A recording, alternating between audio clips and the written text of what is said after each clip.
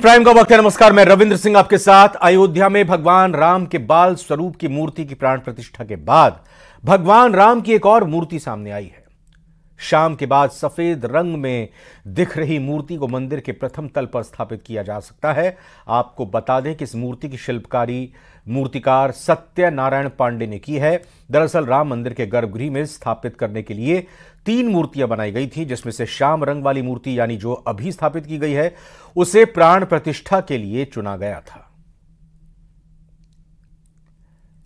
तो इस खूबसूरत तस्वीर को, या यूं कहें कि इस खूबसूरत भगवान राम की मूर्ति को देखकर आप अंदाजा लगा सकते हैं कि किस मेहनत के साथ इसको बनाया गया होगा। तो अयोध्या में भगवान राम के बाल स्वरूप की मूर्ति की प्राण प्रतिष्ठा के बाद एक और मूर्ति जो आपके सामने है वो सामने आई है। शाम रंग के बाद अब श्वेत रंग में भगवान राम की मूर्ति दिखाई दे रही है, जो कि मंदिर के प्रथम तल पर स्थापित की जा सकती है। ऐसी जानकारी आ रही है कि प्रथम तल पर यह मूर्ति जो आपकी टीवी स्क्रीन पर है रामलला के मंदिर में स्थापित की जा सकती है। और यह भी जानकारी मिल रही है कि इस मूर्ति की शिल्पकारी, यानी इस मूर्ति को जो बनाया है, इस मूर्ति को जो शिल्प को अंजाम दिया है वो मूर्तिकार सत्यनारायण पांडे ने दिया है। दरअसल राम मंदिर के गर्भगृह में स्थापित करने के लिए कुल मिलाकर 3 मूर्तियां बनाई गई थी, जिसमें से श्याम रंग वाली मूर्ति यानी जो अभी स्थापित की गई है वो तो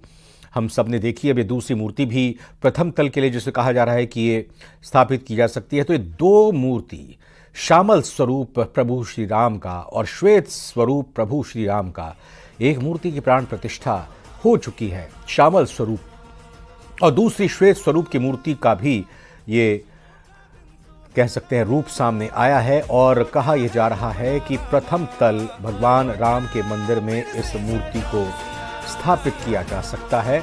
और आपको ये बता दें कि श्यामल स्वरूप को, भगवान के बाल स्वरूप को प्राण प्रतिष्ठा के लिए चुना गया था।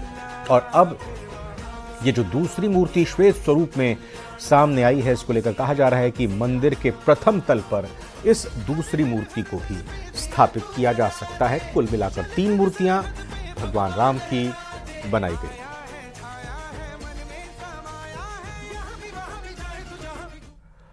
इंडिया गठबंधन के सहयोगी बैक टू बैक एक एक करके कांग्रेस का साथ छोड़ रहे हैं। सीट बंटवारे पर तालमेल नहीं बैठ पा रहा है और फैसला कांग्रेस से अलग यानी अकेले चुनाव लड़ने का किया जा रहा है, जिसमें पहले तो पश्चिम बंगाल और फिर अब पंजाब में गठबंधन साथियों की राहें जुदा हो चुकी हैं। खुशियों का दिन सुहाना लौटा है अपना रामा, अयोध्या फिर से सजा। मोदी के विजय रथ को रोकने के लिए जिस इंडिया गठबंधन की नींव पड़ी, जिस गठबंधन में अलग अलग मत के 27 दलों ने एक साथ एकजुटता के दावे किए, वो दावे चकनाचूर हो चुके हैं। वो भरोसा टूट चुका है, क्योंकि कांग्रेस के साथ चाहे ममता बनर्जी हो, अरविंद केजरीवाल हो या फिर अखिलेश यादव, एक एक कर सब अलग हो रहे हैं। वो भी तब जब देश में राम लहर है, मोदी लहर है।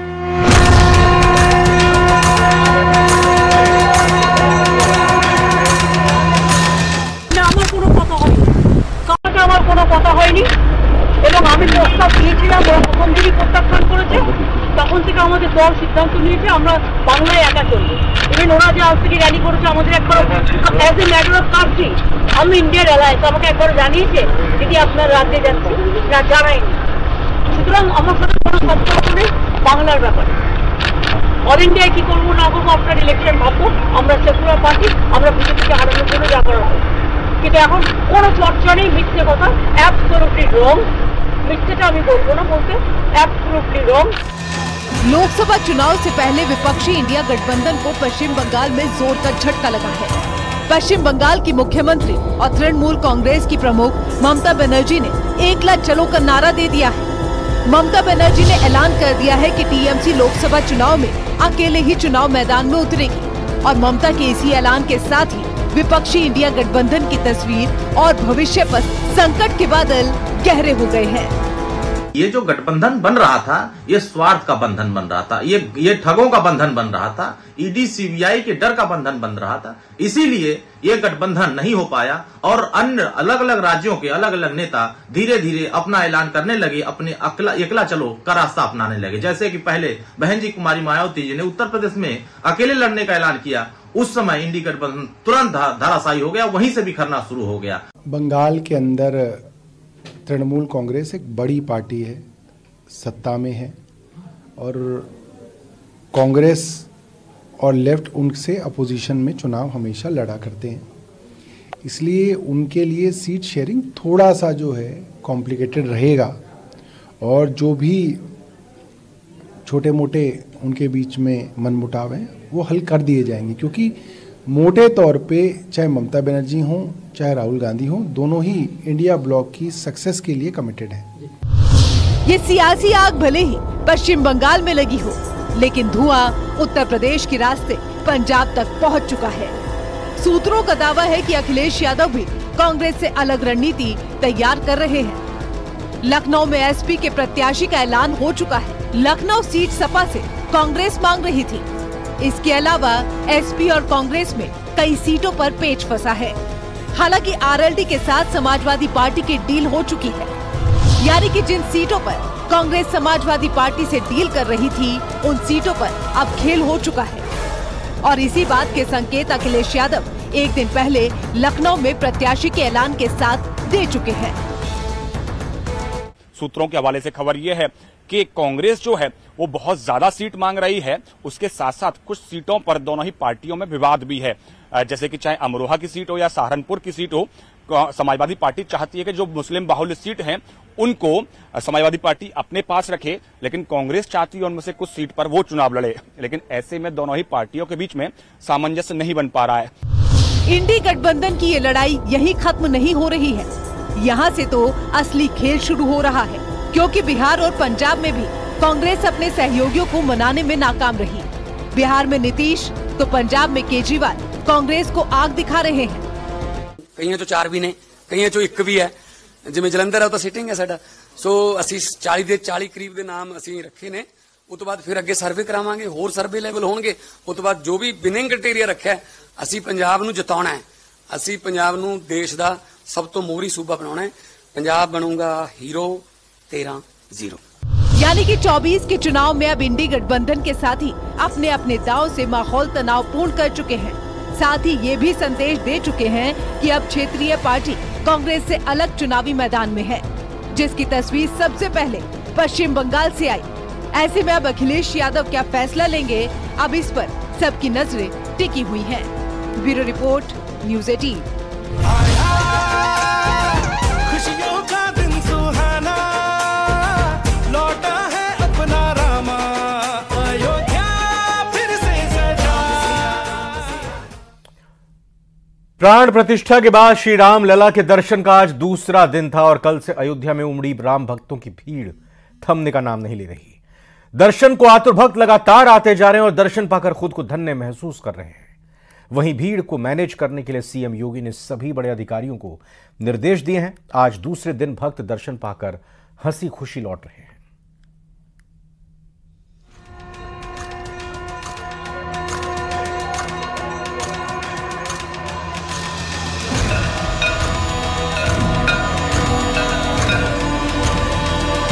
प्राण प्रतिष्ठा के बाद अयोध्या में राम भक्तों का सैलाब उमड़ रहा है। रामलला की एक झलक पाने के लिए भक्त सर्दी की परवाह किए बिना अयोध्या की ओर कूच कर रहे हैं। देश दुनिया के कोने कोने से आए राम भक्तों में गजब का उत्साह देखने को मिल रहा है। हर कोई अपने कनक बिहारी को अपनी आंखों में उतारने के लिए अवधपुरी पहुंच रहा है। ऐसे में अयोध्या में दर्शनार्थियों की भीड़ बढ़ गई। प्राण प्रतिष्ठा के बाद मंगलवार को आलम ये था कि भीड़ को काबू में करने के लिए खुद सीएम योगी मैदान में उतरे और प्रशासन के आला अधिकारियों को निर्देश दिया। निर्देश ये कि राम भक्तों को किसी प्रकार की कोई दिक्कत और परेशानी न होने पाए, जिसका परिणाम बुधवार को देखने को मिला। कोहरे और सर्दी में लिपटी सुबह में ही राम भक्तों का तांता शुरू हुआ, जो लगातार जारी है। सीएम योगी के निर्देश के बाद डीजी लॉ एंड ऑर्डर और प्रमुख सचिव गृह संजय प्रसाद ने सुबह से ही मोर्चा संभाला। और राम भक्तों के दर्शन के लिए सुविधाएं मुहैया करवा दी, जिसके बाद सभी राम भक्त आसानी से दर्शन कर पा रहे हैं। माननीय मुख्यमंत्री जी स्वयं अयोध्या कल आए थे। सभी अधिकारियों, ट्रस्ट के पदाधिकारियों के साथ एक बैठक की गई और एक रणनीति बनाई गई कि इसको कैसे इस जो है क्यू जो है उससे कैसे निजात पाया जाए।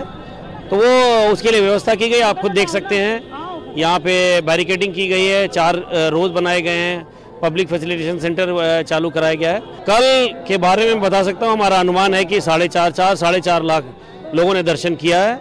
आज सुबह 7 बजे से लगातार दर्शन जारी है।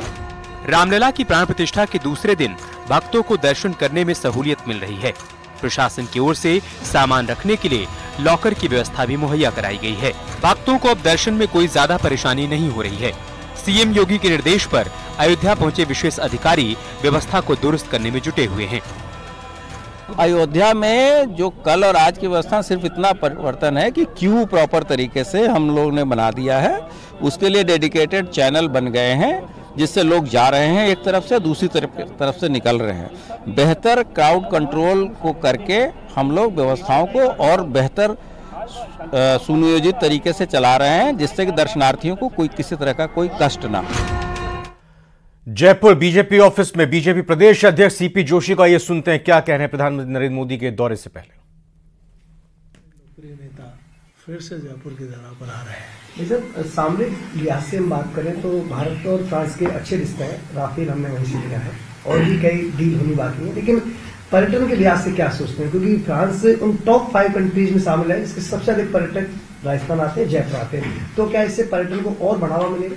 देखिए, भारत और भारत में भी राजस्थान टूरिज्म की दृष्टि से हम सब लोग देखें तो यहाँ चाहे एक गौरवशाली इतिहास हो, चाहे हमारे मॉन्यूमेंट हो, चाहे हमारे झील हो, पर्वत हो, रेगिस्तान हो, हमारे स्पिरिचुअल डेस्टिनेशन हो, वेडिंग डेस्टिनेशन हो, मतलब ये इस प्रकार का अनेक, जैसा हम कहेंगे कि इतनी विविधता है और किसी प्रदेश में नहीं मिलेगी, जहाँ रेगिस्तान भी मिल जाएगा, जहाँ पहाड़ भी मिल जाएंगे, जहाँ झील भी मिल जाएगी, जहाँ ऐसा पुराने मॉन्यूमेंट भी इतने मिलेंगे, ऐतिहासिक गौरवशाली इतिहास भी होगा, ये और कहीं देखने को नहीं मिलेगा। तो निश्चित रूप से इस मुलाकात का आने वाले समय में निश्चित रूप से टूरिज्म पर राजस्थान के बहुत फर्क दिखाई देगा। क्या पार्टी के नेताओं और कार्यकर्ताओं से मुलाकात का कार्यक्रम भी है प्रधानमंत्री जी?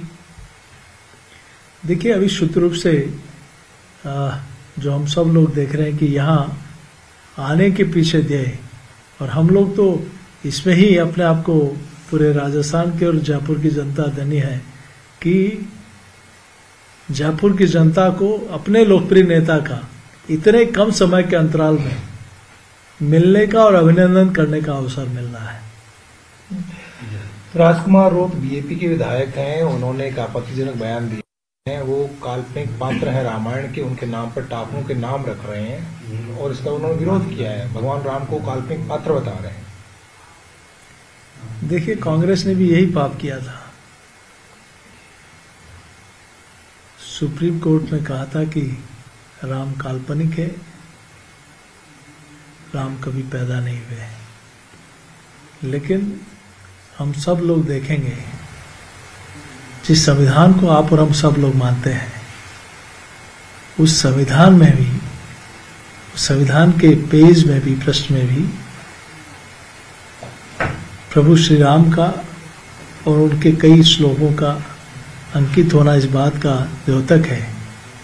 और राष्ट्रपिता महात्मा गांधी जी ने भी, और देश के अनेक, हम लोग देखें तो हम सनातन संस्कृति को मानने वाले लोग हैं, और जो नहीं मानने वाले लोग हैं उनके लिए भी है कि संविधान तो हम सब लोग मानते हैं।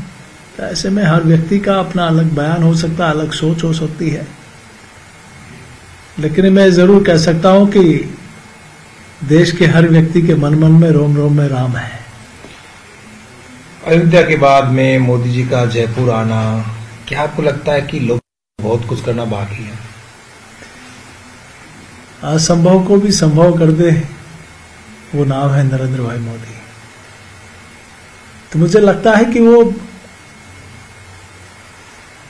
लगातार पल पल और क्षण क्षण इस माँ भारती को परम वैभव पर पहुंचाने के लिए, इस देश को दुनिया का सिरमौर बनाने के लिए, हर गरीब का हमदर्द बनने के लिए। आप देखिए कि 10 सालों में 25 करोड़ लोग गरीबी रेखा से बाहर निकल जाए, हम अर्थव्यवस्था में 5वीं पोजीशन पर पहुंच जाए, धारा 370 हट जाए, अयोध्या में प्रभु श्री राम का भव्य मंदिर बन जाए, नागरिकता संशोधन कानून हो या 3 तलाक का विषय हो, हर गरीब का मकान बनना हो, शौचालय बनना हो, बैंक में खाता खुलना। तो कल प्रधानमंत्री नरेंद्र मोदी और फ्रांस के राष्ट्रपति इमानुएल मैक्रों के जयपुर आगमन को लेकर, राजस्थान के दौरे को लेकर अपनी बातों को रखते हुए सामने और बताते हुए कि क्या कुछ तैयारियां की जा रही हैं। फिलहाल आइए कुछ खबरें और बताते हैं आपको। जयपुर से हमने ये खबर आपको दिखाई, लेकिन एक और महत्वपूर्ण खबर ये कि जननायक कर्पूरी ठाकुर को केंद्र सरकार ने भारत रत्न देने का ऐलान किया है, जिसको लेकर नीतीश कुमार ने पीएम मोदी को भरे मंच से बधाई दी। पीएम की तारीफ करने वाले नीतीश कुमार के बयान के बाद कयासबाजी के बाजार को फिर से हवा मिल गई है। ठाकुर भारत रत्न प्रदान किया, मैं इसके लिए प्रधानमंत्री जी को भी मैं बधाई देता हूं। राजनीति में नेता अपने विरोधी की तारीफ शायद ही करते हैं या फिर कभी कभार ही करते हैं, लेकिन बुधवार को ऐसा मौका आया जब बिहार के मुख्यमंत्री नीतीश कुमार ने पीएम मोदी की तारीफ भी की और बधाई भी दी। मैं इसके लिए केंद्र सरकार को और प्रधानमंत्री जी को भी मैं बधाई देता हूं कि उन्होंने स्वीकार कर लिया। अब वो रामनाथ ठाकुर जी को भी आप फोन कर दिए, रामनाथ ठाकुर जी को भी फोन कर दिए प्रधानमंत्री जी, तो हमको सब यही फोन किए, तो हमको तो खुशी है। हमको तो फोन नहीं किए हैं, लेकिन सब प्रेस के माध्यम से हम भी उनको बधाई दे देते हैं कि इतने दिनों से हम लोग मांग कर रहे थे। आप ये सब चीज मत कहिएगा कि हम लोगों की मांग थी, आप खुद से कहिएगा कि वही कर दिए हैं, लेकिन तब भी आपको हम बधाई देते हैं। नीतीश कुमार ने जननायक कर्पूरी ठाकुर को भारत सरकार की तरफ से भारत रत्न देने के फैसले पर खुशी जताते हुए पीएम मोदी को बधाई दी। हालांकि नीतीश कुमार और अब हम आपको क्राइम की एक ऐसी कहानी बताएंगे जिसे सुनकर आपकी रूह कांप जाएगी, जहां पुलिस ने अपराधी को पकड़ा तो किसी और केस में था, लेकिन क्लाइमैक्स में वो कुछ और ही निकला। एक क्राइम शो से आइडिया लेकर उसने सबूत भी बिटा दिया, लेकिन फिर भी पकड़ा गया। राजसमंद की इस दर्दनाक हत्या पर देखिए हमारी ये क्राइम रिपोर्ट। नाम राहुल राज चतुर्वेदी, तारीख 21 जनवरी 2024।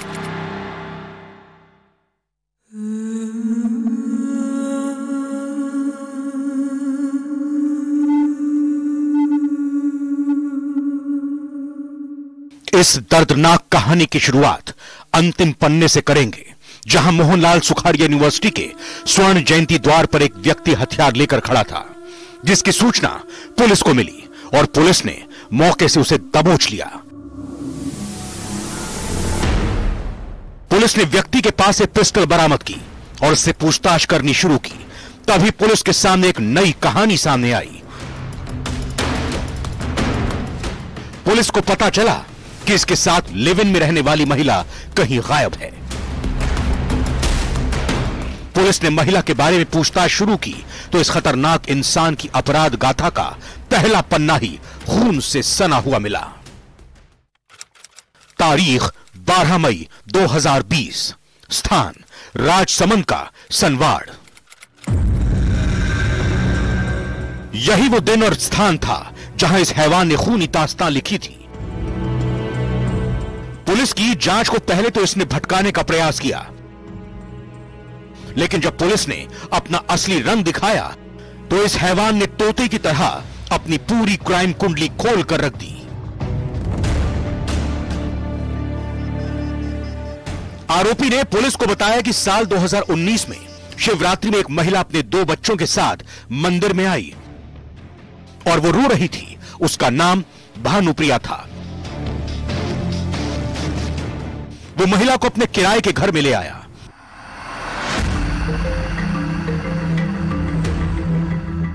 बाद में उसके पति ने महिला को तलाक दे दिया और बच्चों को अपने पास रख लिया।